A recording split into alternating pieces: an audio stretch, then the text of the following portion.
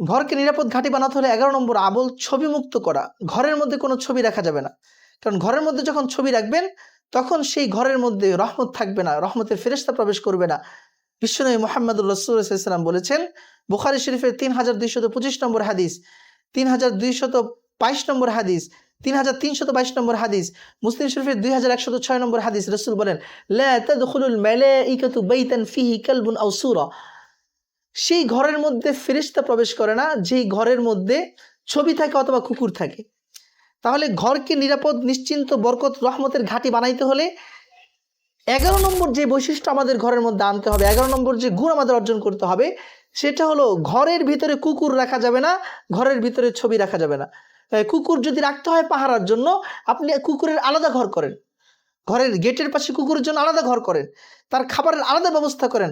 আপনি যেখানে খাচ্ছেন সেখানে কুকুরকে খাওয়াচ্ছেন, আপনি যেখানে ঘুমাচ্ছেন সেখানে কুকুরকে ঘুমাচ্ছেন। এটা আসলে কুকুর পাহারাদার নয়, কুকুরের প্রতি মহাব্বত, ভালোবাসা। তখন কুকুরের সিফাত আপনার আমার মাঝে প্রবেশ করুন। এই জন্য নবীজি স্পষ্ট বলেছেন, লা তাদখুলুল মালাইকাতু বাইতান ফিহি কালবুন আও সূরা। ওই ঘরে ফেরেশতা প্রবেশ করে না যে ঘরে কুত্তা থাকে অথবা ছবি থাকে। কার ঘরে ছবি নেই একটু চিন্তা করেন। কেন ভাই? আপনার এমন কি লাভ যে হুদা একটা ছবি ঝুলাইয়া ফেরেশতাদের প্রবেশ কি ঘরে নিষিদ্ধ করে দেওয়া? রহমতের ফেরেশতারা তখন আপনার ঘরে প্রবেশ করতে পারছে না।